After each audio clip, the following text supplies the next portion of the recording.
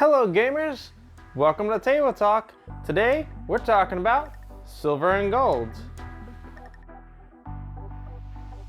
To set up the game, give each player a marker and a scorecard. Then shuffle up the treasure cards and deal 4 to each player. They will each choose 2 and then place them face up in front of them. The remaining cards should be discarded back to the deck of treasure cards. All remaining treasure cards are now shuffled and placed face down in the middle of the table, creating a deck of treasure cards.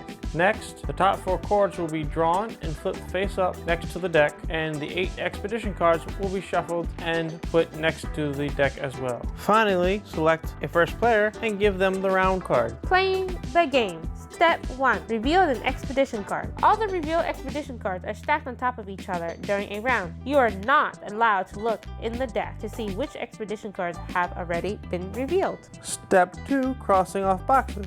All players cross off boxes on any one of the 2 treasure cards, according to the pattern revealed on the expedition card. The pattern may be rotated 90 or 180 degrees, or mirrored, but otherwise it must be kept completely unchanged and complete. Each treasure card box may only be crossed off by the player exactly once. Additionally, if a player cannot or does not want to use the revealed pattern, they can instead cross off a single box on either of their 2 incomplete treasure cards. Before we move on to step 3, let's talk about symbols on the treasure cards. First, if a player crosses off a box with an X symbol, they have to immediately cross off another empty box anywhere on any of the 2 incomplete treasure cards. If they cross off another X symbol, then they can cross off another. The next symbol is a coin. If a player crosses off a box with a coin symbol, they cross off the next box on their scorecard. Starting with the left box in the top row, the scorecards boxes are crossed off from left to right. Once the first row is complete, you move on to the second row, starting on the left again. If and when all 12 boxes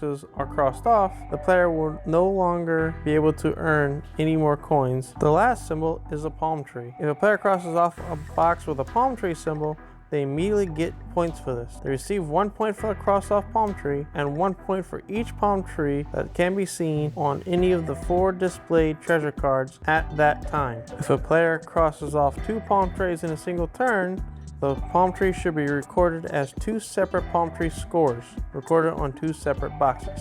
Step 3. Complete rows of coins or treasure cards. Now, beginning with the first player and then in turn order after another in clockwise direction to resolve their complete rows of coins and complete treasure cards as follows. The trophy points for a complete row of coins are then awarded when it's the player's turn. If a player has crossed off all 4 coin boxes in a row on their scorecard, they cross out the trophy on the round card that shows the highest number at that moment. Then they enter this number as points in the cup for the completed row of coins on their scorecard. If all 6 trophies on the trophy cards are crossed off, there are not any more trophy points. If a player has completed a treasure card, they place it to the side face up next to them. The player takes a new treasure card as a replacement. Any of the 4 displayed treasure cards are the face down cards on top of the deck of treasure cards. If the player has completed their 2 treasure cards, they take 2 new treasure cards in the same way. The displayed cards are only refilled to 4 cards at the end of the player's actions. After step 3, the first player changes to the person sitting to their left. There is not a tracker for the first player, but players can either remember the current first player or pass the round marker to the first player. After revealing 7 of the 8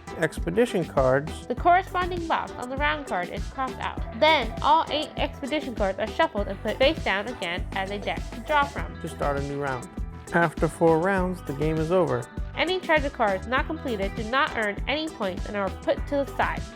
Each player now adds up the points they have earned on the scorecard as follows. Each cross-off coin box earns 1 point. Each trophy earns as many points as the number written on it. The numbers of the 4 palm tree boxes are added together. Each completely filled treasure card earns up as many points as indicated on the top left. Seals on completed treasure cards earn 1 or 2 extra points for each separate completed treasure card in this color. If a player has several seals, all of these seals are scored accordingly. The player with the highest number of total points is the winner. In the event of a tie, the player who has completed more gray treasure card wins. If this also results in a tie, green decides, then orange, then purple. And that's how you play silver and gold. Thanks for watching. Like and subscribe.